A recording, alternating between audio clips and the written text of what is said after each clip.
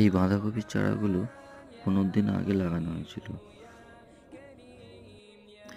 এবারে সার দিয়ে গোড়া বাঁধা হচ্ছে। এতে যে সারগুলো আমি ব্যবহার করেছি সেগুলো হলো 10-26-26, ধোবি গোল্ড, সিঙ্গেল সুপার ফসফেট, এছাড়াও হিউমিক ও ফুলভিক অ্যাসিডের কালো দানাদার সার ও বোরন দিয়েছি। তারপরে সেচ দিয়েছি।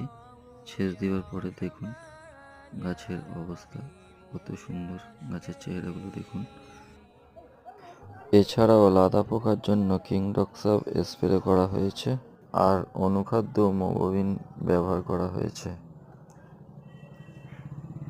মাশাআল্লাহ, গাছের চেহারা দেখুন কত সুন্দর।